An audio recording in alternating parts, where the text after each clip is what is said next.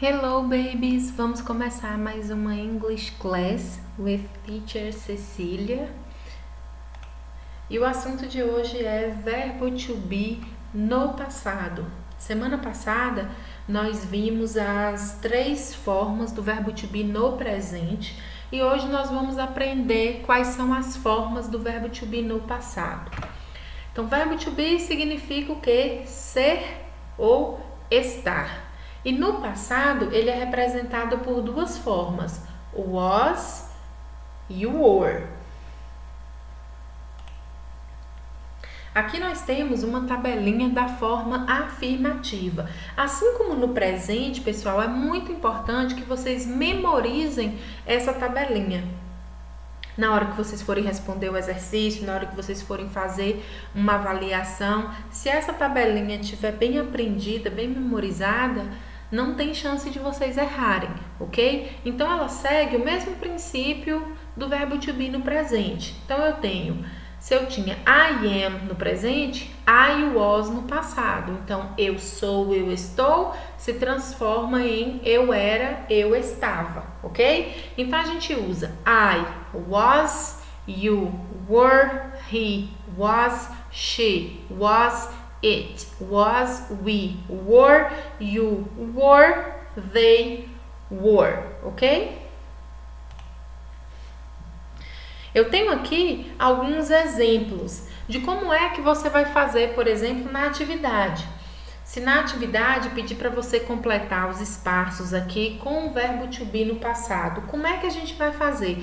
Você sempre vai voltar para a tabela, ok? Você completa aqui o espaço de acordo com o que está aqui atrás. Então, aqui eu tenho they. Aí você olha lá na tabelinha para they, eu uso o were. Então, simplesmente você vai completar com o were. Vou colocar aqui.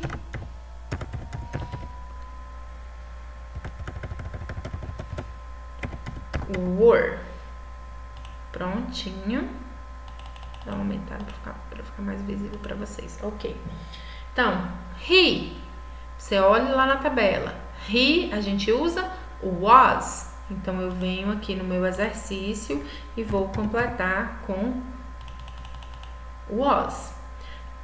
O próximo aqui, I. Olho lá na tabela. Para I, eu uso was. Então, eu completo a frase she. She was. E o I, é só a gente conferir na nossa tabelinha o I, o were.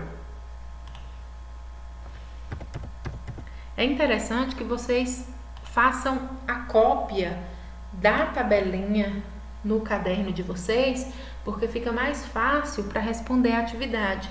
E na hora que for fazer a atividade, ao invés de ficar respondendo lá diretamente no Forms, como é sempre atividade de marcar, faz primeiro no caderno, responde primeiro no caderno e depois de estudar, de conferir, é que você passa para o Google Forms para garantir que você vai acertar.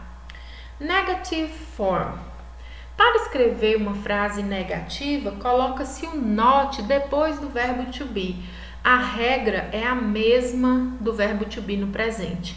Então, not depois do verbo to be. Aqui eu tenho algumas frases. I was married.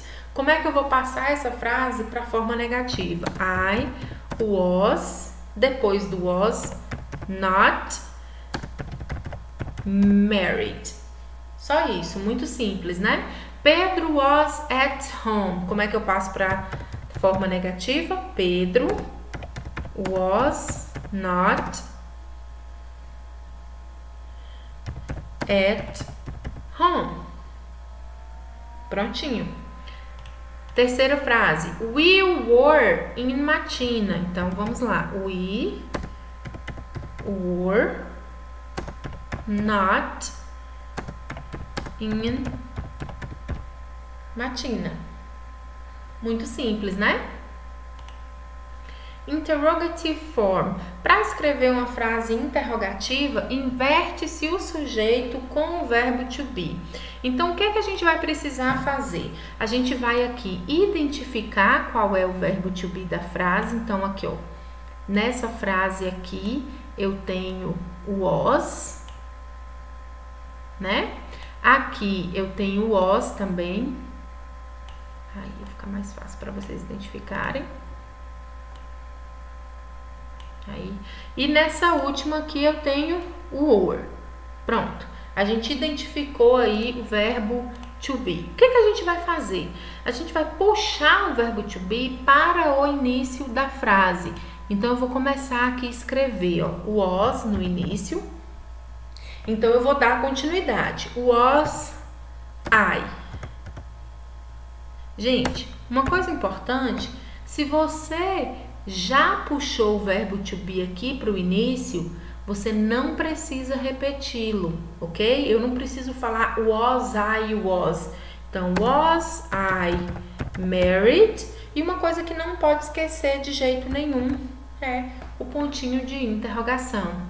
Pedro was at home. Então, a gente puxou o verbo to be para o início, o was, deu continuidade. Pedro, não repete o was, já puxou, então não precisa repetir. E no final, pontinho de interrogação. Se você não colocar, não é forma interrogativa. We were in Matina. Então, vamos lá. Puxou o were para o início, dá continuidade, não precisa repetir e interroga no final. Muito simples, né? Agora vai lá no Google Forms e tenta responder o exercício. Qualquer dúvida pode mandar mensagem para mim.